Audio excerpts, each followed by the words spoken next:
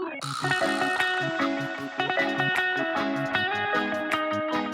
right, the numbers. It's like watching like oil pressure come up, Yeah. and like when I see the uploaded percentage. Bars.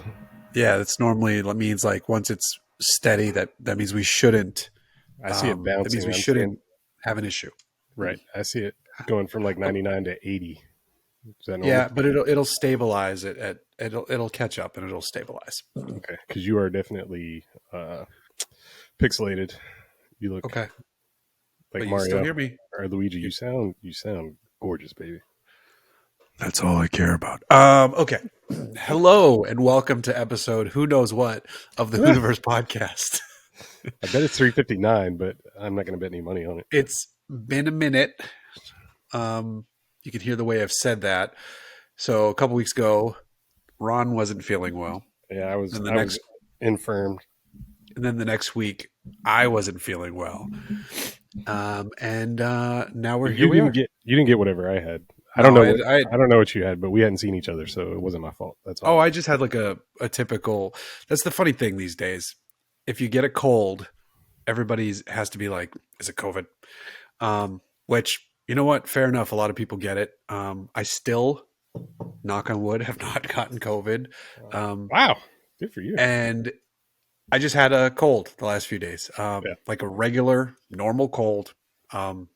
Never was too sick to not work and all that shit, so it was fine. I was exposed to COVID, so I was sure that I had COVID, but I got tested and I was negative, and I mean, I don't think that, I got tested like a week apart, and I was negative both times, so I mean, it's possible that I had COVID. Right. But the symptoms were different than the person that I was actually exposed to, so, like, could have just been regular cold or flu or, yeah, something completely random. All right, well... But we're better now, yes. And that's why we're here for all you wonderful people listening. I saved the questions from 3 weeks ago, I think. Wow. There weren't that many this time. So much has changed. It's not even the same automotive landscape. Yeah. Oh, yeah. Yeah, sure. February. Let's see. I'm trying to think. There's one thing I want to talk about because I was just reading about it as I was setting all this up. There was a theft of Hellcats recently. And I think it's pretty wild because they're saying let me see, where was this? The dealership, it was in Kentucky. Right. And this dealership, this crew, in 40 seconds made off with 6 cars. That's fucking amazing. How? Yeah. Well, I saw this headline, but I didn't read the story, so I don't know any of the details, but that sounds... impressive. It also sounds like an inside job. Well, that's the dealer principal says it should, because of the speed they knew where to go. It's likely an inside job, but the comments are funny because the keys were in the cars. No, are you fucking kidding me? Because they were in the showroom. They got them. Since when do they leave keys in the cars in the showroom? Yeah, they don't, especially in Hellcats. Yeah, but it's crazy because 40 seconds. And the dealer guy said that it takes 60 seconds for the alarm to react. So they were already out the door 20 seconds before the alarm reacted. Amazing. And then the police response time is 3 minutes. So you have, say, a 4-minute lead time before anybody knows what's going on and the cops are going straight to the dealership. Amazing. If you're in a Hellcat, you're two states away. Oh my God, dude. Is there video of this? Just of it's not an exciting video, but there is video. I'll send you the link. It's literally the showroom camera. Yeah. You see 3 people creep in masks, and there's 3 like Hellcats, and they like slap a fake plate on the back, and then like one backs up, the other backs up, the other one goes. And it was funny too because there's the one in the middle at idle, like because it's on the showroom floor, the tires slowly like chirp, like it's like at idle. Yeah, because it's such a slick floor, it wants to turn. It was really funny.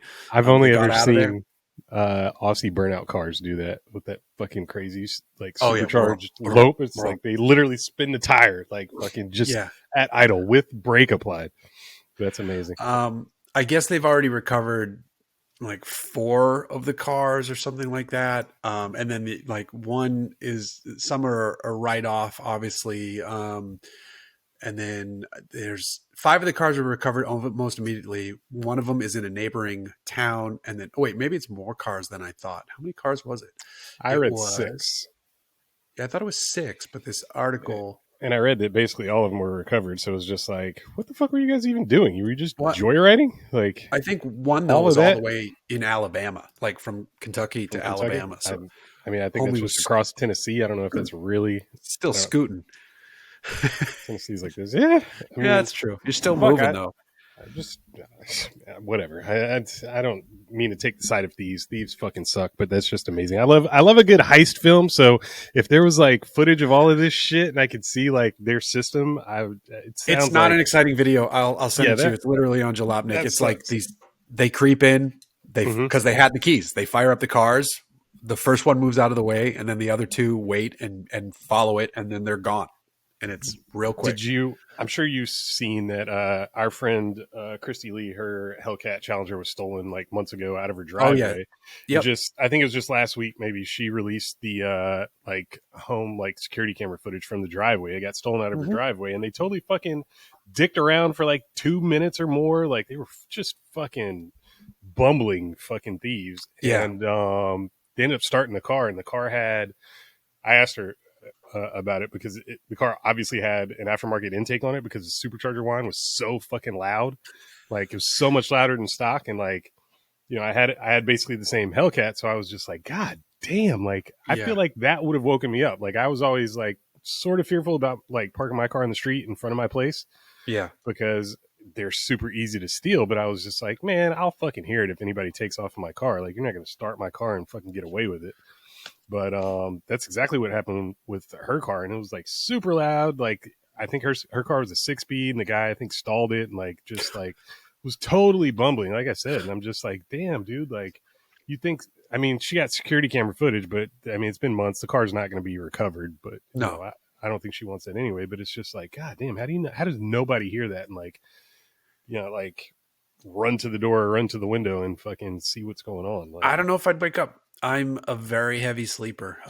My wife would probably wake up, but I don't think I'd wake up. I'm such a heavy sleeper.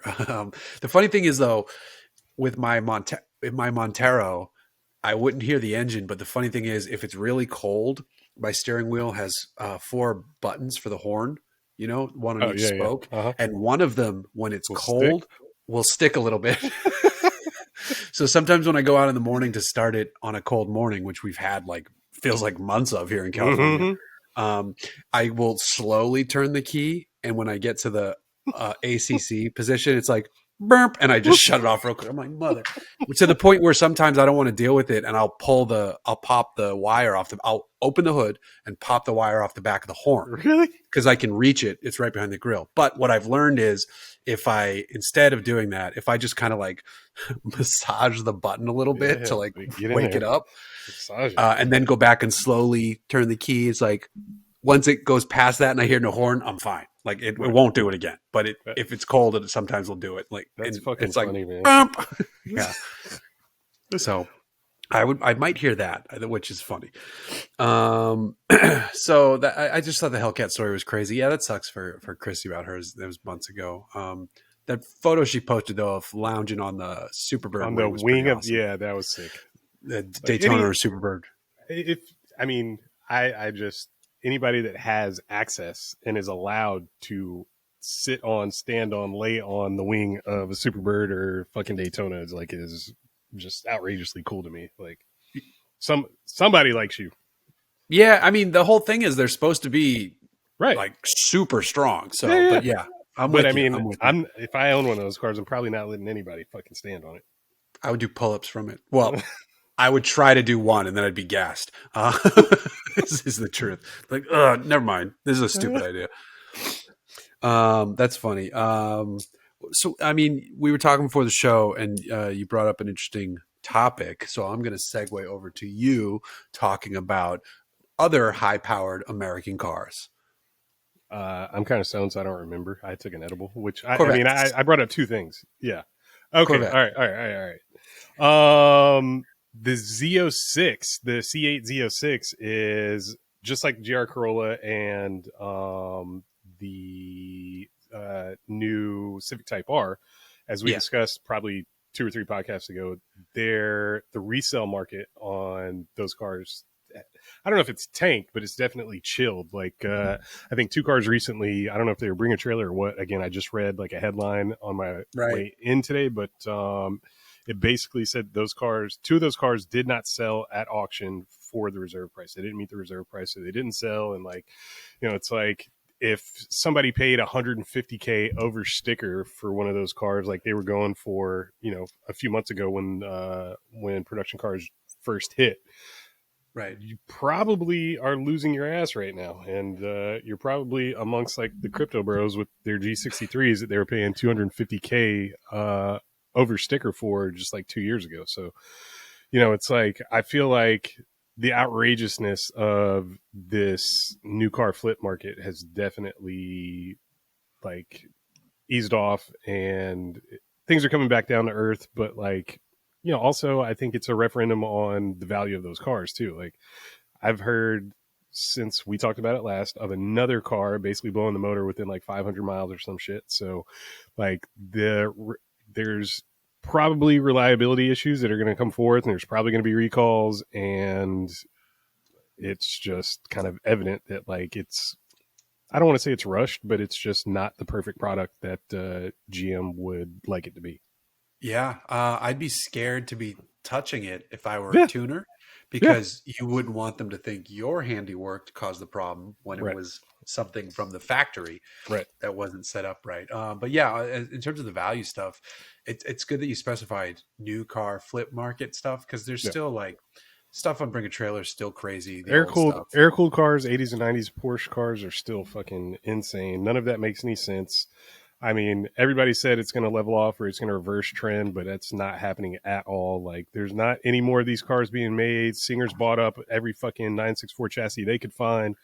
There's other manufacturers building their reimagined cars. Like, they're just going to get more and more scarce and or expensive. It's like a 964 chassis is now going to become a Singer Turbo, Yes, or a 930s. DLS. So we were talking about $1.5 million cars based on a 1990s chassis. Like, of course, that chassis is going to be exorbitantly expensive now. Yeah, yeah, and Singer, I think, said they're going to cap the production run of the 964s at 450 of them. So The like they're original almost Singers, done. 450. I Yeah, think they've delivered like 250, and then they're going to make 250 turbos. And I don't remember on DLS. I think that's 100 cars. but then after But they, that, do they yeah, turn their attention to 993s, and that market's trash? Like, what's the move? if they were doing that.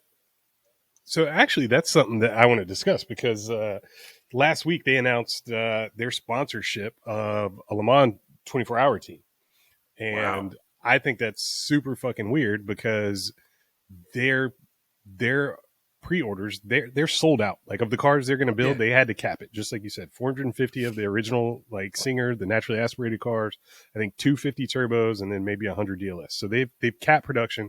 I think they've already acquired every chassis that they need. Like, they have the inventory, they have the facility and the production capability, they have the chassis. Like, the new they're facility set. is sick. I saw a tour. I don't remember if it was Top Gear or who, but I saw a Top tour Gear. of it. It It was was Top Gear. fucking sick. Like, Did you ever see who the old shop? would so I never went to the shop, but it was across the street from a transport and storage company that I actually had the Porsche at for a while, and they were also like friends of the brand when I was at Forgiato, and like they would give us access to concept cars, to pre-production models, to the first delivery cars of whatever like new hot chassis was. Like, I had the measurements for the Cullinan like a year before it was released. Like, they got me access to so many things, but they also they were across the street from Singer, and they stored all the 964 chassis.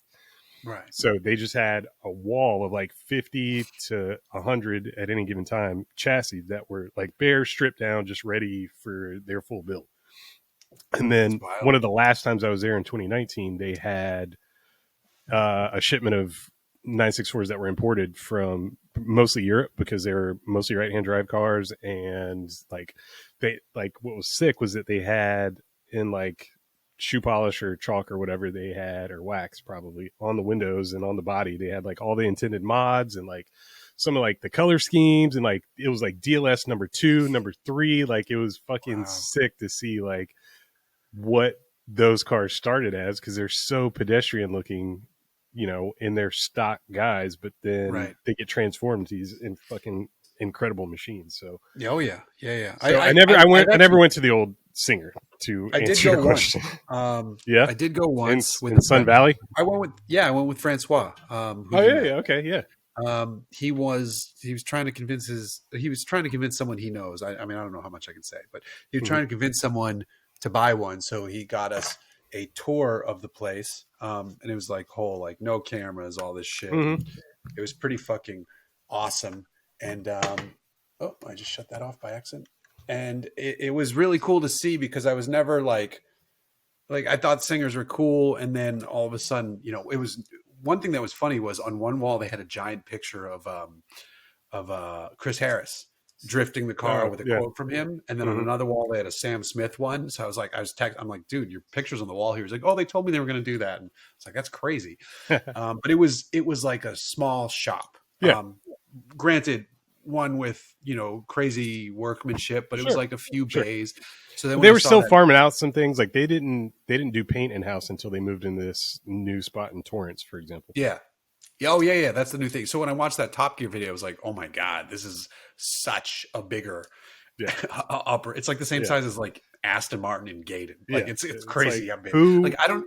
Did they buy an old Toyota plant or something? I don't know. That might be the case, actually. Yeah, since Toyota moved to Texas a few years ago, that's actually a very distinct possibility. But yeah, I mean, like any gearhead would love to work in any capacity in that space. Like it's just like super sick shit everywhere you look, and like, you know, they're firing up cars and testing cars and, you know, just like restoring cars. So it's like every level of development, every level of build is like on display, and like they just do sick fucking shit, man. Like I've always been super impressed and like admired what they do, and like to see it extend to an almost outrageous, like attainable level. I mean, when they were $200,000-$300,000 cars, yeah, that was pretty much unattainable, but it was just like, yeah, maybe one day if I sold everything, like I could get one. But like now they're, it's untouchable.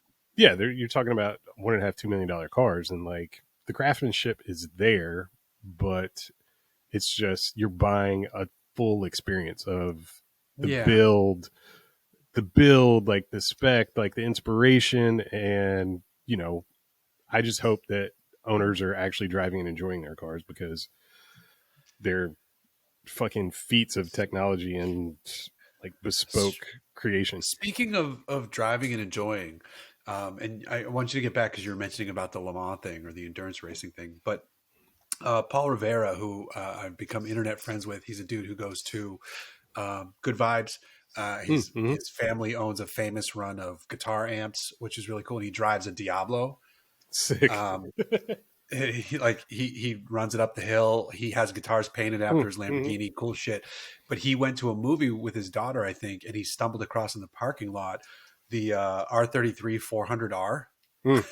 That top rank just sold for like $2 million.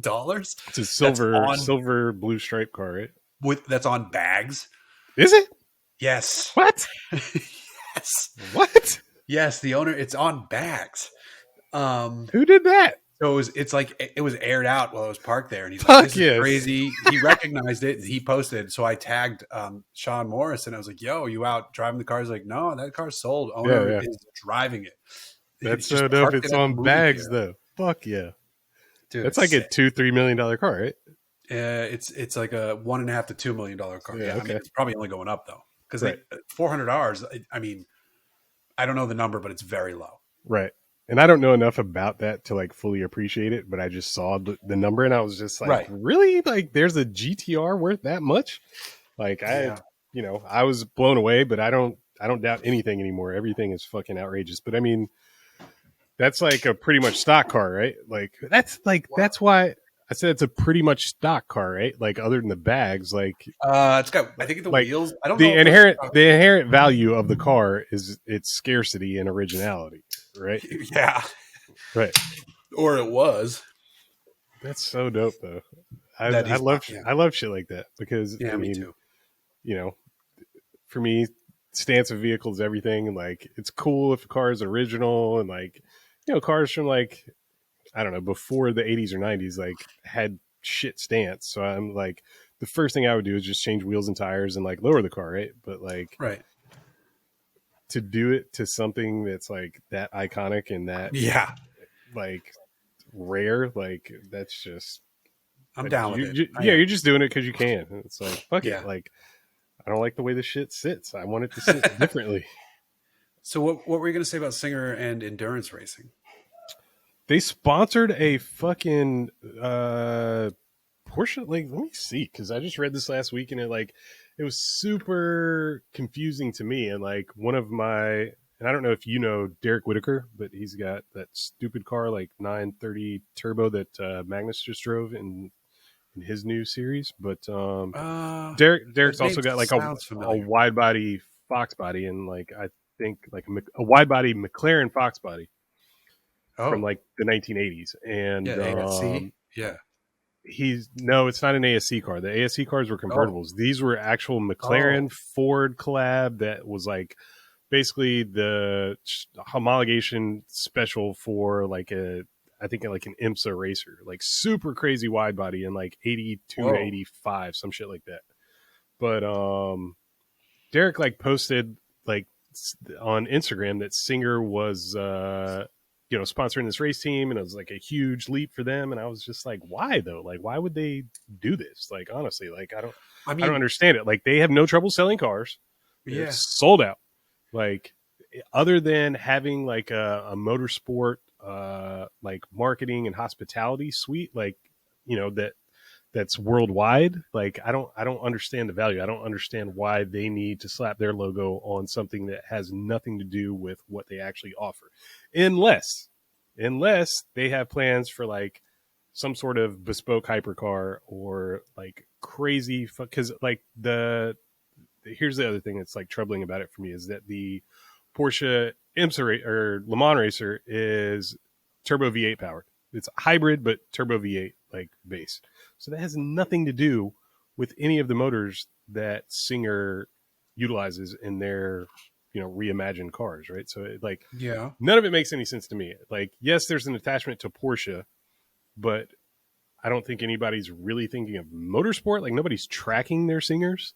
Like that's not what that whole build ethos and like their shit is. The DLS is like a GT3 RS, so yeah, maybe you'll track it, but it's not like a real competitive race car. So I don't really get Maybe it because they're not a what technical partner. They're what just if they have made so much money that they're just like, we just want to go to races.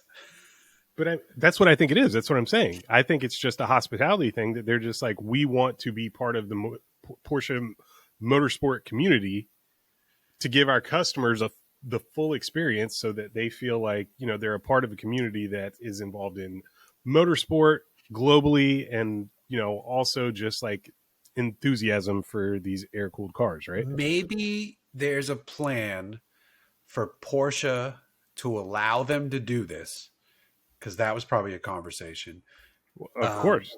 to eventually make this an in-house thing, or like For Porsche own to bring Singer's operation in house, you mean? to own them, not to bring it in, Sure. but to own them. Sure. Sure. That, You I know, mean, that's possible. But I just feel like neither needs the other. Like neither one of true. them. Well, I mean, Singer needs Porsches. Yeah, but They also need the blessing, because I guess they can charge Porsche, anything they want, so they don't need like special pricing they consideration can. from Porsche. They can just this is how much it costs. If we Yeah. if Porsche won't sell it to us at a discount, like I was shocked to learn like in that tour video that they basically use like stock suspension components. Like yeah, they've got specially tuned like coilovers and springs or whatever, but That like is crazy. they use factory like control arms and shit like that. So it's like yeah, they depend on Porsche to some degree, but it's like they're really just depending on the chassis that they buy. Like Yeah. anybody can buy. Porsche still makes OE replacement parts for virtually every model in their lineup, like, going back at least through 964. So you can buy every little nut, bolt, seal, fucking shift boot, whatever the fuck you want from Porsche, but they're not that dependent on it. Like, they don't need a relationship with Porsche. What's a Is that a Porsche key, or is it Yeah, I have a Porsche outside drive? right now. Oh, really? What do you got? I just realized that. I got one parked in the driveway. I have What do you a have? 718 Oh, yeah? GTS 4.0 4.0? with the stick. Yeah. How much power does that make? Just under 400. What? Yeah. Holy shit. I didn't know that was a thing. Yeah, it's the same engine as the GT4 RS, but detuned. Yeah. Or That's something what like I'm that. saying. Yes. That's why I'm With- like shocked. I'm like, wait, they sell that? 6-speed manual gearbox. Pow. Yeah, it's dope. It's 96 grand as it sits outside. Yeah. That's the thing. Everything's $100,000 now. Entry Everything is level. $100,000. Entry level is $100,000 for a real performance car right now. Well, I mean, technically, a non-Z06 vet is if you can get one not at a markup. Right. That's what I'm saying. An amazing deal. But you have to consider a markup. Like, that is still part The of the new market. Mustang sounds like it's going to be sick, especially the Dark Horse. Yeah, I want a Dark Horse. I should figure out getting an allocation, getting an order slot for that. Yeah, you got to get on that, bro. I know. All right, so moving on from, we started on Z06s and wound up on Singer, but which is a good segue because you want to talk about Luftgekühlt. Yeah, that's true. Yeah. Yeah, I'm like, I was kind of blindsided. Like, every year it's like, a huge anticipation, at least in like our Southern California car culture. Like, where's Luft going to be? Like, I've can literally you get never tickets? thought that. I know, that's crazy to me. And like, I want to, Thought that, and I've never been to one. I know you've never been to one. That's insane. Like, I don't understand. Like, everybody I know, and even, friends like Anthony, who's not really into Porsche. Yeah. Like, I mean, I think he appreciates Porsche, but he also likes just going to car shows. Yeah, but that's the thing, is like, I feel like Luft is it has created its own space where it is kind of hype beast, fucking, auto enthusiast tangent, like relevant in a community that like is not so into cars, but there's an intersection of cars, photography, just like California lifestyle. Like, it's very much exemplary of like Southern California, especially, but California in general, just like automotive lifestyle. Like, our Cars and Coffee events, our canyon runs, our, just everything about like our fucking Concord, like everything about our car culture in Southern California is Porsche centric. It's just perfect for Porsche enthusiasts, especially like the earlier cars. Like, there's slow canyons, there's coastal cruises. Like, if you got a 356, if you got a 991 GT3 RS, like, Porsche is just built for our lifestyle. I feel like our roads and the hours that we're able to actually enjoy them. So I'm never considered myself a fan of that and those types of enthusiasts, but it's undeniably cool. And you see some weird, unique shit. And like, the whole automotive industry comes out, like, all of our friends are there, and it's shocking to me that you've never been to one, because it is a good time. Like, it is a fucking annoyingly, like I said, hype beast, just fucking hipster fucking get together, but it's a good time. Like, you can't deny it. But this I get it. I mean, and you actually did a really good job of selling the description of it, where you said it is an amalgamation of though you didn't use that word, I use that word. You're too intersection. You're too high for that word. The intersection of the canyon roads and the concourse and the Cars and Coffee. That's a really good way to like sell Luftgekühlt. You actually, as you were saying it, I was like, I should go to one of those. Yeah. Even with the hype beast D bags, I'm like, I'll like I'll wear my Jordans, but I'll purposely crease them in front of them just so they can be like, There's what do no, I? you will be one of like 3 people with Jordans there. Like I gotta Oh, give, I gotta too give Brian, lowbrow. I gotta give Brian Scotto credit for this. He said something on the Hoonigan podcast that, and we were talking about Luffy Cult like after it was like a recap, and he said that all the kids were dressed like candlestick makers. It's just like, what the fuck does that even mean? Like, but then like I pictured it and I was just like, I mean, I don't know what candlestick makers dress like, but like I know exactly who you're talking about. It's like all these kids, like all the kids are like, and I say kids because they're like 25 Children. and younger. Yeah. And they're like dressed in like super oversized t-shirts and jeans and just like Vans, and they just like look like skaters from like the 70s, but like I was like, candlestick makers? I don't know what the fuck a candlestick But maker their dress parents is like, are their but parents own like stock in Paramount or something. sure, but they all look like starving artists from like the mid 80s that are like into skating. They're just like, they're like, everything is just so oversized, baggy, and like nondescript. It's just like, Interesting. it's but I mean, it's great people watching because, you know, there's, you know, people in their 80s and 70s that, Right. you know, have cars that they've had for 50 years. There's people that have just gotten into Porsche and like have, like I said, like hype beast cars that are fucking on bags and like on fucking like speed lines or fucking Do they curate it? kinesis or like roof wheels. Yeah, they curate it. Like, yeah, it's like there's a whole Porsche parking lot outside the show that Okay. is probably better than most Cars and Coffees and a lot of fucking curated shows.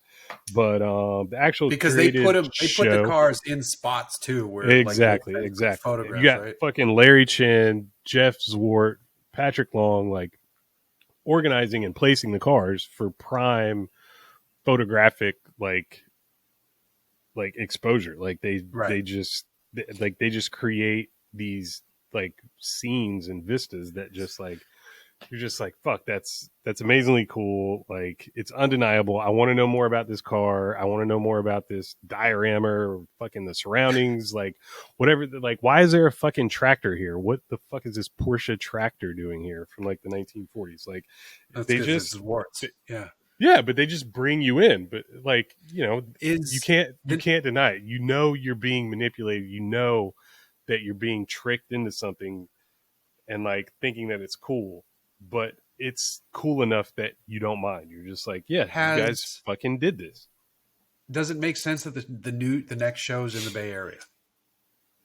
I don't know what that's going to be about. Like they only repeated venues this past year by doing it at Brewery West in San Pedro, and that's the perfect venue as far as I'm concerned because it's a combination of indoor and outdoor spaces. And I didn't go to the show in Indianapolis. I think 2 years ago. I think it was 2020, not 2021. I don't know.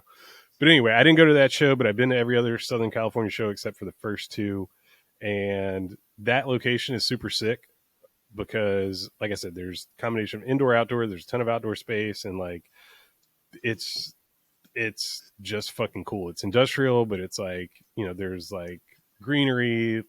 So I'm excited. Like, I almost don't want to know where it's going to be at in San Francisco. I just want to show up and see, you know, what they created and what they, you know, kind of scoped out and spotted beforehand, because they do a great job of placing the cars and selecting the cars, and it's just fucking dope, man. Like, but this year is I don't know, notable because they are making it a weekend. So it's a Saturday and a Sunday show this year, where it's only ever been a 1 day show, Oh. and they're adding a water cooled component. So Oh. Luftgekühlt is Saturday.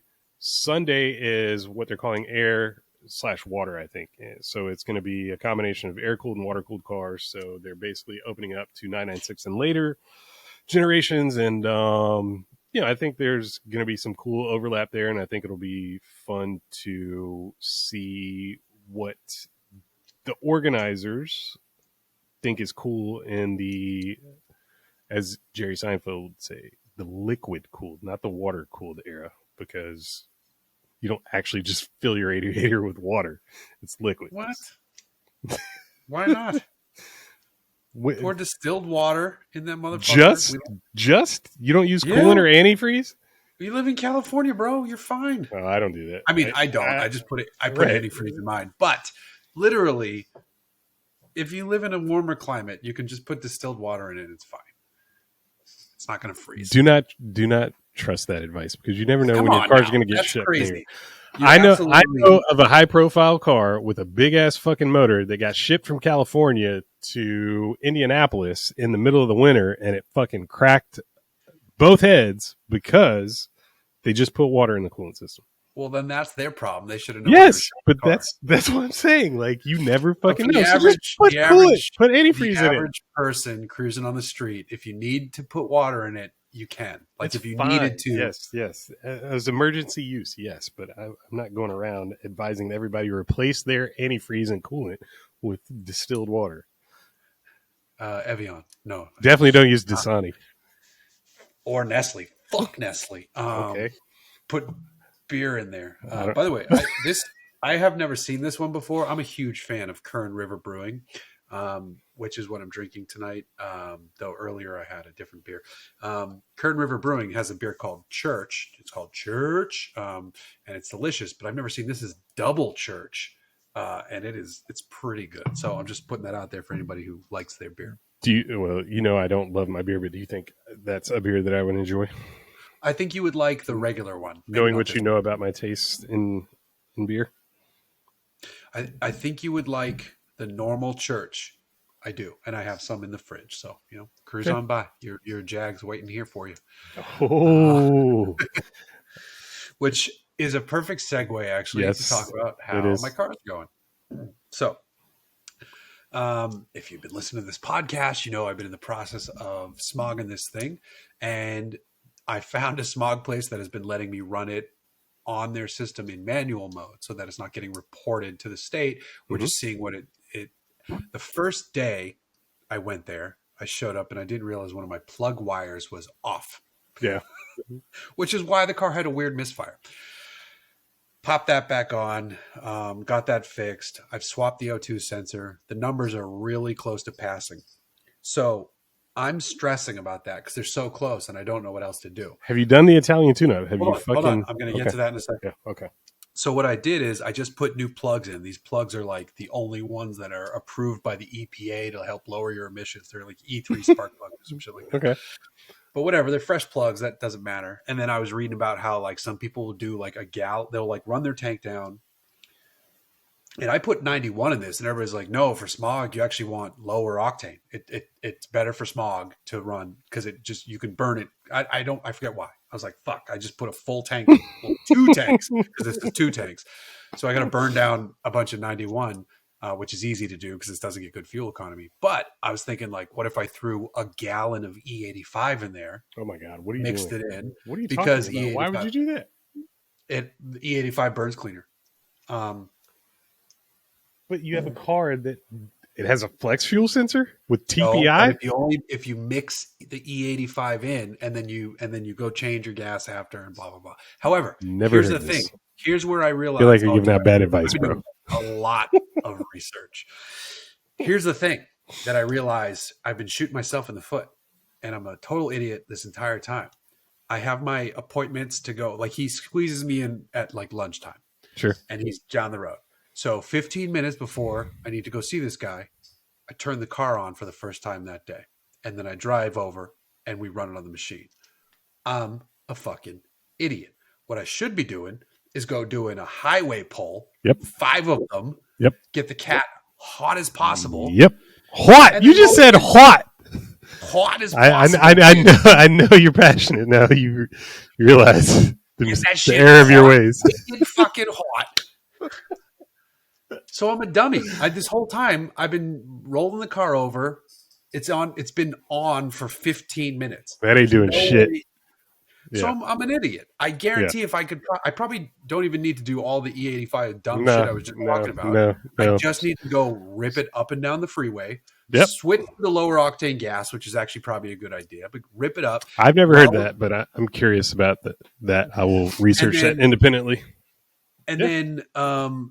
then when I pull up, if he's not ready for me, leave the car on, just leave it idling, so everything's nice and warm. And I mean, I think even that is enough time for the cats to cool down. So I would just fucking drive around the block, just keep ripping around the block if he's not I've ready heard for that you. too. But try and make an appointment and be like, I'm going to be here at this time. Fucking be ready for me to jump straight on the rollers. Like, Yeah, no, I've I know heard it's difficult. I've heard where people were like, if the guy's not, they're like, if the guy wasn't ready for me, I said, I'll be around. I'm going around the block. I'll be back in 5 minutes. Yeah. And I'm going on the rollers. And Wah! okay. Wah! So I have not been giving the cats a chance to get hot enough Nope. to do their job. So I think the car is going to be totally fine. And funny enough, I think so. it's never run as well Of course. the entire time I've had it. Now you don't want to sell it. It's running right now. No. I'm still going to sell it. But this is what my cars do. When they're like, they can feel it coming. They're like, oh, let's clear that problem out. Let's clear that problem out. Let's clear that problem out. And on the flip side, let's make him happy. Montero, Let's give him what he wants. But yeah, this thing, it's running like a fucking top right now. We put new pulleys on it, so it's holding charge at idle. We adjusted. The stall lockup was wrong on it, so now I don't even need to shift it when I drive, because before I would drive it in 2 and shift it into D. It just drives fine in drive now. How do you adjust that? What do you mean?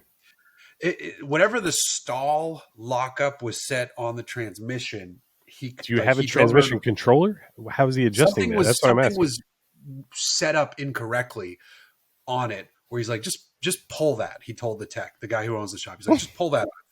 And they pulled this thing, and the transmission runs fine now. What was it doing before? He's like, or not doing? What was it doing before or not doing before? Oh, before it would, it was like more of a TV adjustment thing where if I just drove it in drive, when I would leave the line, it would shift too quickly. It would like, bah, bah, bah, bah, bah. So I used to drive it in 2, and then once I got up to like 30, 40, probably 40 miles an hour, I'd just bump it into drive. Gotcha. And let it go from there. I don't need to do that anymore. Interesting. Yeah, so AC works, cooling system works. It's charging at idle. It's I don't need to drive it like a dummy anymore. And so it's ready to go. I would like to drive it as soon as possible. I would sell it to you at a certain price, and I hope that the auction would be more than that price. Yeah, I know, man. It would be less than that price. Listen, I also would feel bad like making you make me a deal knowing that you could maximize money. Like, I don't think that's going to happen. No one wants to. I'm not going to beat you over the head and negotiate with you. You just give me a price and like I'll drive the car and decide if it's for me. But I think it's fucking cool. But I'm also, our buddy Mike Musto went and looked at something on Saturday and he sent me a link and I was like, that's fucking dope. Yeah. But like, if you buy this, like, I'll just say, like, I don't think I'm giving away too much, and I think he'll be fine with me saying he was looking at basically older Mercedes, like 80s, 90s Mercedes. I won't be any more specific than that. And I was just like, yo, if that car checks out and it's as clean as it looks in those pictures, buy that, because you're just like wheels. It's not an MB market, right? I don't think so. No, it was just like a fucking Facebook Marketplace or Craigslist link. It was just like a local sale. Like it wasn't on any like auction platform or anything like that. And I thought it was a buy. I can say, I thought it was cool, and it's just wheels and like lowering springs away from being, and maybe a muffler away from being fucking primo. And I thought it was a bargain, and I was like, dude, buy it. And if you don't, let me know, because I might be interested in buying that, unless there's something majorly wrong with it. I found him a set of wheels for it. I sent him a link to a set of fucking AMG wheels that were perfect for it. And I was just like, I hope it checks out and you do this. But now I'm like, Currency in just the past week, Currency, the rapper, who has great taste in automobiles. He bought both W124 with a full AMG kit. I hope it's all legit. The stance is... No. Just the sedan. So it's like all white. It's got too much white trim for me. Like it's totally fucking color match, but it appears to have the correct 17-inch 3-piece AMG wheels. If that's correct, then it checks out. It looks to have a legit AMG kit, but it's just like it's not a 500E. It's just like a 320E, right? Yeah, sure. But AMG kitted, like fully color matched, and on 3-piece 17-inch AMGs. If all of that is correct, and I can't tell from the pictures that he posted that it is, if it's correct, that's super dope. He also bought a fucking R129 SL500, like a later model. Yeah. It's white. So I'm just like, oh, he's going through his fucking Miami Vice era. Like he's just like all fucking cocaine white, fucking AMGs or Mercedes. And like he'll put the right wheels on them. He'll stance them right. Like I trust that Currency will get his shit together when it comes to those two cars. So I'm happy for him, but I'm also like, fuck. Like every time somebody like influential pops up with like a R129 or a W124, I'm like, God damn it, that's just like further and further out of my reach, right? Like that's another $5,000 added on to. I don't know. I feel like our R129s. I feel like aren't jumping up. I feel like R129s are hanging. The one that I want is the fucking Silver Arrow is still fucking like 50% premium. I didn't think that was the case, but like I just checked tonight. Like I've the last 2 days I've driven to work or home next to a silver R129 with the fucking hardtop on, and I'm just like, that's. Like, I love driving my S7. It's fucking fast as fuck. It's comfortable. Like, you know, hours just fucking click off, like, in that thing, right? And, like, that's great for a commuter. But I'm like, I bet that fucking R129 is plenty comfortable and is even fucking cooler than this car. It's obviously not as fast, but fuck, like, just do an exhaust and, like, lower it and put it on the right wheels. And, like, I feel like it's, like, one of the most baller cars ever. Oh, yeah. Easily. I'm fearful of maintenance costs, but if you find a car that's like got actual miles that is not like been sitting for fucking 10 years and not used, like find a car that's actually been driven and maintained, I don't think there's much risk there. No, I agree with that. So that's where the Jag sits. Montero, on the other hand, I figured out the check engine lights situation on that. It was the coolant sensor, which is what tells it tells the car how cold it is in the morning before you go to start it. So it tells you how much fuel to give it. And that sensor went bad after I did the alternator, which I found out through the Montero community. Shout out to Adventure Driven Design, which walked me through it, which is a great place to buy Montero shit. He's like, that thing goes all the time. If I buy an old one, it's like one of the first things I replace. They go bad all the time. So it just doesn't tell it the right amount of fuel to give the car. So I swapped that, and the truck is starting up much better now. The check engine light is still there, but I guess with OBD1 stuff, you need to drive it for like 50 to 100 miles for that shit to clear. Yeah. So I'm in that process because it runs fine. It's the voltage is great, oil pressure is great. Engine sounds fine. It's just the check engine light comes on after a few minutes of driving. So I'm not stressing. Truck's good. You're also not trying to sell that. So no, as long as it does what you need it to do, who cares about the lights? Yeah, that thing's not going anywhere. Let's slide into some Instagram questions, which, like I said, I saved from a couple weeks ago. So 3 weeks ago. Yeah, if some of them are dated, we'll figure it out. Canadian MR2 V6. Is Jaguar the company dead? That's a fair question. I don't think they're dead because they still have. I don't know, man. I haven't seen a product from them that I don't know what Jaguar even makes right now. I think they make the SUV that's shared with the Velar, but I don't even know what that's called. Is that the XF? Dude, so the XF is actually the F Pace is. Oh yeah, like I don't even know they're naming fucking XF is a sedan. So Jag should stick to cars, right? And Land Rover should stick to SUVs, and that's just how it should be. Yeah, but nobody wants cars. Nobody wants fucking Jaguar cars. Jaguar cars are like fucking Maserati cars. Like it's just like a loss leader. Like it's an instant fucking 50% depreciation. No, I mean that's always been an issue with Jaguar, but like they used to make fucking cool like sellable product, but like now I don't even know like that. Your car is iconic. Like that was some baller shit in the fucking 80s. Even into the 90s, like they made fucking cool shit. Those fucking XJRs with the supercharged, I think it was like 4-liter V8. Those fucking cars were cool. They haven't been cool sense. I don't care what you say about an F-Type. Like, yeah, they sound sick, they're fast, but like they're just not The thing cool. is, They like the thing is though, like the last XJ was actually like sleeper cool because super it dope, but it was all aluminum body, so it's the size of a 7 Series and it weighed as much as a 5 Series. The thing super was dope. rad. Performed. The interior was fucking incredible, but like they didn't sell any fucking cars because Right. everybody was so scared off by Jaguars of the 80s, 90s, 2000s, You and can like pick those fuckers up reliability for issues. cheap. Like that's what I'm saying. I don't even know if they still make a sedan. I really don't even know. Like I don't remember all the fucking names. I can't keep up. But like their cars just have not interested me since the first F-Type supercharged V8 came out.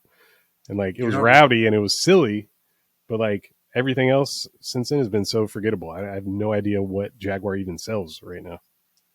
Yep, there you go. CNC picks, our friend Leo. Is it still necessary in this day to remind people not to rev and bounce off the limiter at car meets? So this question was from 3 weeks ago when he got pissed at someone for doing it.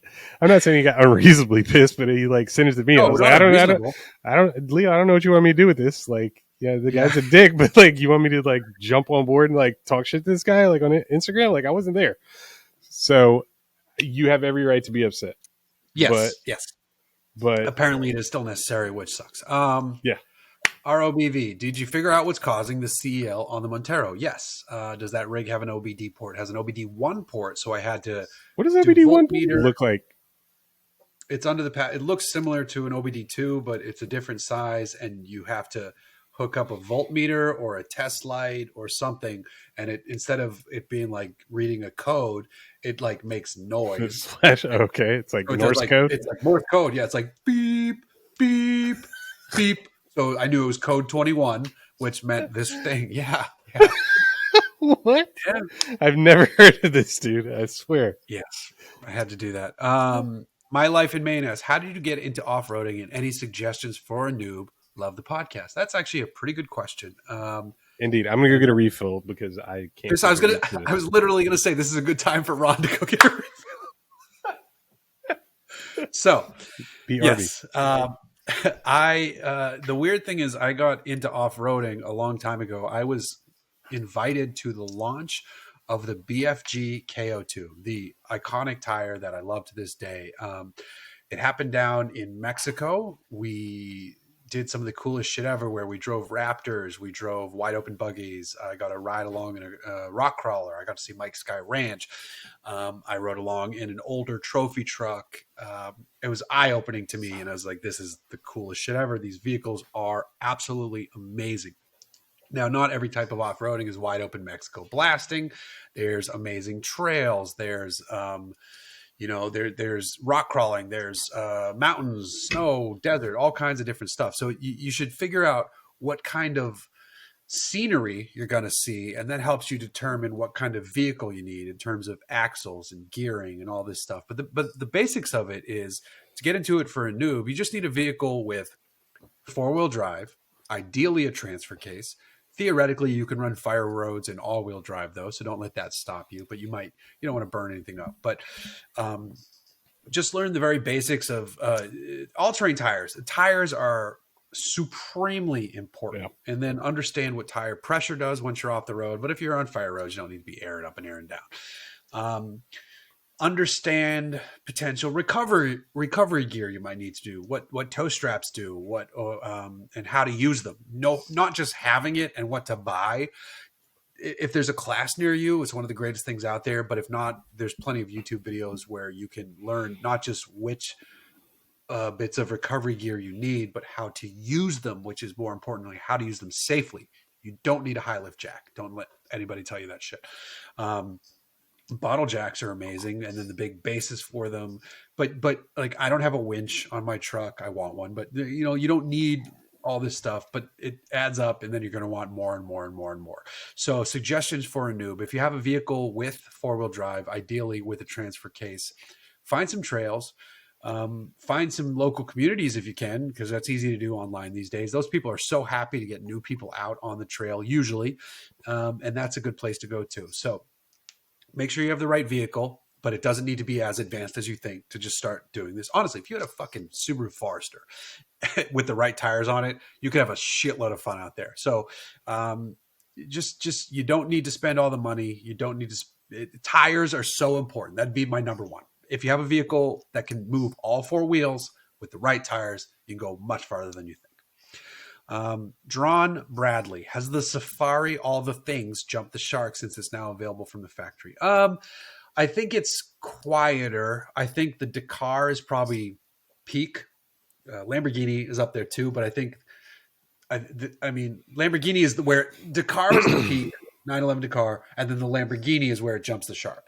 I still, even if it jumps the shark though, I still think it's fucking awesome. So I don't know how to say. What do you think, Ron?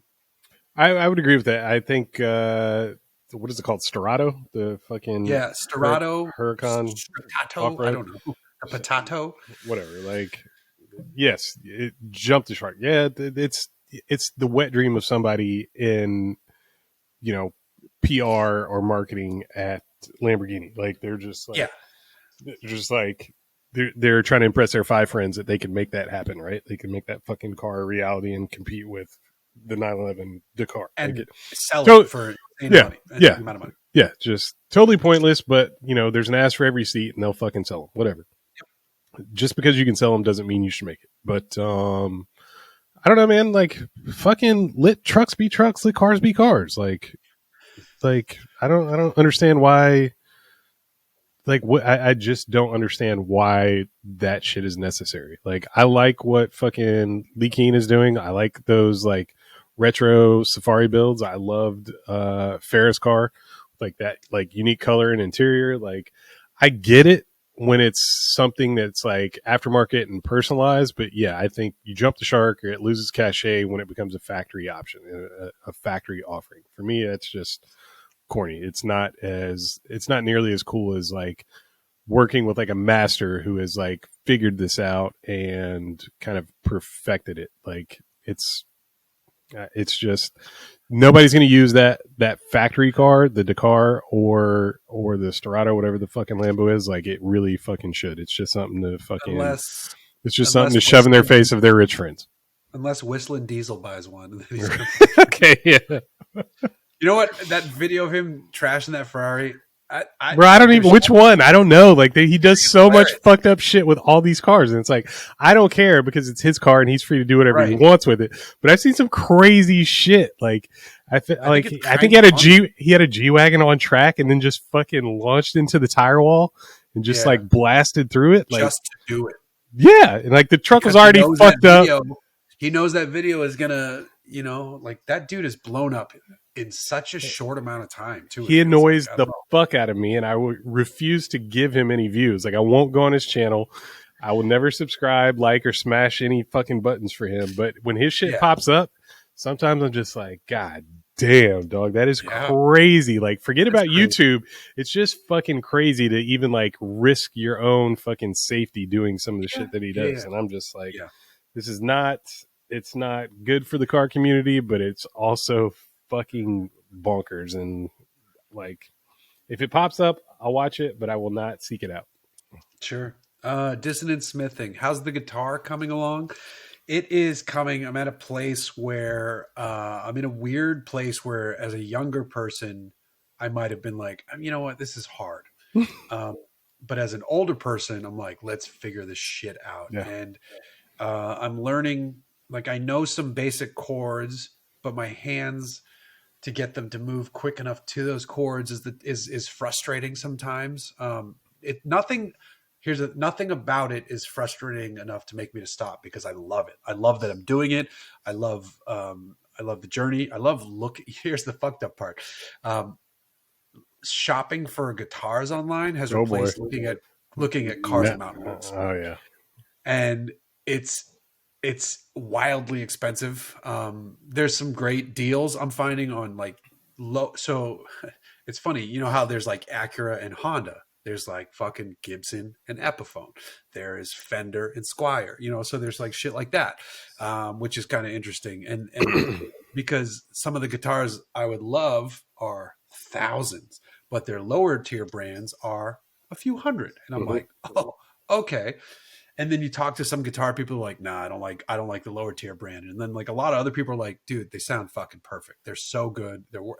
So it's this weird journey. And it's pretty neat, but I'm really enjoying it. I got some good blisters on the fingers at the moment. I want to add an acoustic because I've been learning on an electric, but there's times where I would just like to sit on the couch and actually hear what I'm playing. Though I did get a piece that plugs into the electric that I can then plug headphones in and sit on the couch, and it makes the amp sound in my. So that'll be dope, and That's no cool. one in the house will Yeah. hear like you know. Um, I'm looking forward to that arriving. I've also got my ukulele here next to me, which it's made playing the ukulele easier. I've had a ukulele for a while. That makes sense. Um, but it's a journey and it's fun. The crazy thing is my algorithm on Instagram and YouTube is just guitar shit now. And I'm like, oh, let me try this person. And I'm like spending money on different lessons when I should just be focusing on the lessons I already have. If any of you are out there thinking about doing this, I will say the Fender Play, which is what I started with, is like a really good basic thing. And then it kind of slows down and you get a little bored with it, but it's still really, really good. You just kind of push through that. But there's another guy who someone else told me, and I'm sorry, I forget your name at the moment. You told me to check out called Justin Guitar, and his system is, if you're looking to start, unbelievable. It's on my phone. I was just, while my wife and daughter were at gymnastics practice, I was like strumming along to like Four Non Blondes, What's Up, playing that. There was a Weekend song I was playing. Really? It was Do you remember which one? So it's like a lot of rhythm guitar where you realize it's like just strumming. It's a lot of the same shit, Yeah. know. It wasn't as exciting as it sounds, but it's like also with the backing track playing sounds really cool. That's cool. So I love it. I really like it. Guitars are very expensive and it's wildly addicting. What about like? Did you have any desire to play bass? Does bass is bass easy? No, is bass easier? Like it seems like it'd be easier to learn. I don't know if it would be applicable to guitar, but I just like I feel like I can never master guitar and make it interesting enough and like feel confident enough to like enjoy it. Like I feel like that would just be an exercise in frustration, but I feel like I could fucking slap bass like rhythmically and like get into that. Is it I don't is it know. known to be easier I don't think so. to And like learn? When I said ew, I was joking because one of our really good friends, Derek, is a bass player. Like he's letting me borrow his guitar, so I was joking, Derek. Please don't take this guitar back. I don't think it's easier. It's like because like there's so many different techniques and styles, and you go watch a video of Flea hammering the bass, Right? like, oh, okay, or Thundercat. Thundercat is like this, plays the sickest shit on the bass, even though it's just 4 strings or 5. Our friend Derek likes to play 5 strings. I would not say it's easier because it's still so much memorization. Like I can figure out, I'm learning where the notes are on the individual strings, which is kind of interesting, and it's unlocking new levels, like because there's only so many notes, but they move up and down and they're not in the same place on the fucking fretboard. So it's really interesting. But no, I would not say that the bass is easier just because it has less strings. Okay. Interesting. I didn't even know it had less strings, but I just like, I know so little about guitar and bass, but I just like, I feel like I've always wanted to be a drummer. I feel like drumming would be not easiest for everybody, but drumming to me seems impossible. Yeah. I think I get it. Like I think I could do the hands as soon as the feet come in. The feet are a motherfucker, yeah.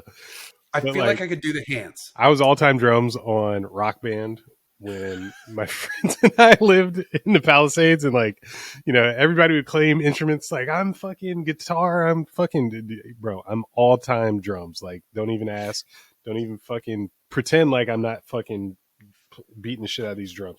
I think we went through like 3 drum kits, like Rock Band drum kits, because I just beat the shit out of them. That's awesome. It's so much fun.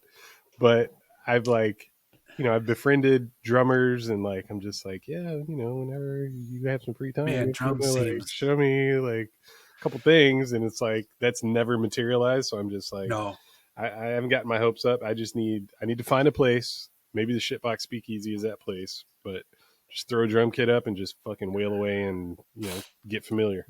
Drums and piano are Totally. very, and I've heard if you can play piano, it unlocks like all instruments, which is kind of a weird That would thing. make sense. I played piano for a year in middle school. You had to like pick a music like specialty, like one period, 5th grade. So I had to do piano for a semester and have a recital and shit. And like I did okay. I mean, I don't think I was a fucking impresario, but like it helped that my family had a organ, like a fucking electric pipe organ. Yeah. So I could practice on that. But like my grandfather would be like, "Can you please not practice today?" Yeah. I was good on in middle school I played the trumpet, and I was good enough that I was like second chair, and I could read the sheet music. I could play along to the sheet music. And then when I got to high school, I said band is for nerds, and I stopped, and I regret it to this day. Same. So, I wish I had kept on with piano. I wish I had done band instead of choir. You had to do one or the other. So I was fucking singing arias. I was just fucking. I can't sing for shit to this day. So I'm like, I wish I had learned an instrument at least. Like I think I would have picked it up easier as a child. Adolescent. Yeah, it's harder at 42, but I'm really enjoying the journey. Yeah. So there you go. Last question, Sean Keeley, best road trip snacks. I feel like the tried and true for me is always beef jerky, which is funny because I never get beef jerky unless I'm on a road trip. Yeah, I don't eat I never think of jerky unless I'm in a fucking gas station or a truck stop. Right. But there's there's some places out there where there's some good fucking jerky. Have you ever experienced a Buc-ee's? Yeah, I've been to Buc-ee's. Where, in Texas? I've been to the Buc-ee's, like the one with all the gas pumps. I mean, I don't know if there's just one. I think they're all the same size now. That's what there's one specific location that is like the world record holder for the number of pumps. Okay. Which is the one like outside Austin somewhere. Okay. That makes sense, yeah. And I was there in a Daytona, a Cobra Daytona Factory 5 car. God damn. Yeah, it was awesome. I drove hill country in that car. You are Captain America. Buc-ee's in a goddamn fucking Factory 5 Cobra Daytona coupe. Yeah. You are the most American motherfucker alive. Yeah, no, it was awesome. That was that classic car show I did in that moment. Go anywhere. I think that was our last episode that never even aired. We started in Austin. I drove an Olds 442 around, which was dope. What year? Do you know? What's that? What year? I don't remember. Late 60s. The guy who owned it was his job was he was a principal photographer for feature films. So he would go shoot the stills on set, and he was just the coolest guy to talk to. He lived like outside the city limits. But before we got to him, we started in San Antonio with the dude who I forget what his job was. He retired. He built the factory. He built it himself, and he let us borrow it for 2 days. Like I did 2 laps around the Alamo in the car. No shit. On the street. Hell yeah. And then we drove that out. We stopped in New Braunfels, which is kind of like halfway between San Antonio and Austin. We stayed in like a hotel that's supposed to be haunted or some shit. And we stopped at a Buc-ee's, and then we switched to the 442, and then we finished in Austin on Halloween. And let me tell you, Halloween in Austin on whatever 6th Street or 7th Street, whatever the fuck street is. Mm-hmm. Oh, doggy. That was a hell of an evening. Hell of an evening. My only night on 6th Street in Austin was in the summer, and school was out, and it was still fun as fuck. It was still just like, there's no kids around for the most part. It was like super slow, but wait. I completely fucked that up. It was actually the opposite. I remembered oh man! Without saying anything incriminating, I remember we actually were there. We like USC had broken. This was my freshman year. Like we were done like for the summer, and we were driving back to Atlanta. There was 2 carfuls. There's 4 of us driving back from California to Atlanta, and Austin was the best stop of the trip. We stopped at the Grand Canyon, but then had to soldier on. Like we couldn't stay there; it was too cold, so we had to soldier on to Albuquerque. From Albuquerque, we went to Austin. We got into Austin like super late one night. We were staying with this like friend of a friend, this like 50-year-old lady who was like a lobbyist in like the Texas State Congress or Senate, whatever. Yeah.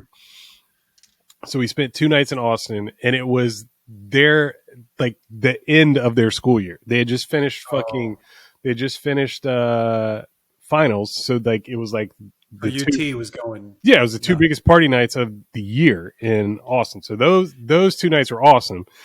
After that, we went to New Orleans, and New Orleans was fucking completely dead because it was May, and nobody goes to fucking New Orleans in May because New Orleans in May is the most disgusting fucking place on the planet. It was fucking horrid. Like that was where it was just disgusting. We were like, let's just stay in our hotels. Like bed bugs are better than whatever the fuck is out here. But yeah, Austin, man. I love fucking Austin. I haven't been in 24 years, and I would love to go back for a race or anything. Last story about that night in Austin before we call it a night. I was with my co-host, who's this very attractive. She used to host a show on Discovery. You know, she Jael DePardo. If you want to Google her, she did some cool shit on TV. We go out. The crew was supposed to meet us out. We couldn't. They couldn't find us. We wound up going out with some of her friends, male and female, in a fun group. And then someone suggests we go to a gay bar on Halloween. I've never been to a gay bar.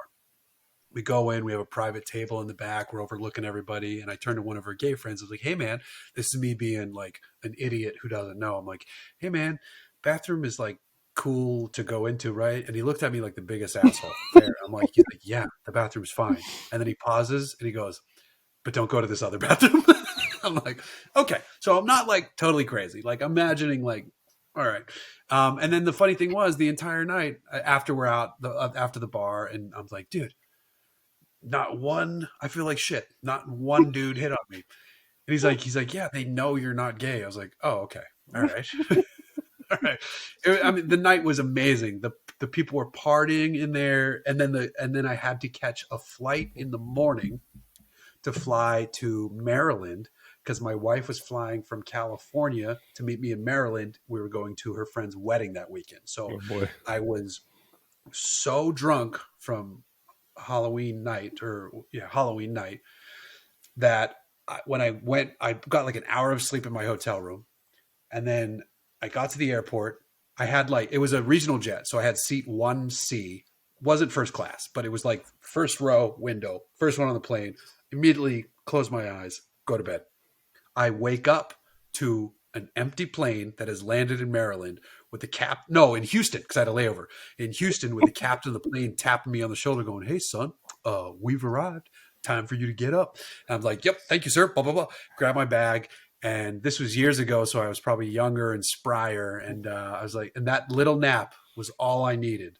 And when I met my wife in Maryland, I was like, hey, fully charged. I'm good. Not hungover. Why did it fall on the captain of the flight to fucking wake you up? How did nobody else? That's what I'm saying. The entire plane deplaned, looked at me, snoring probably against the window. They were probably like, yo. He's probably the captain's kid. Yeah. Leave there you go. Leave it to his dad. Yeah. There you go. That's episode something or other. Yep. And we'll try to get back on top of these, but no promises. Adios.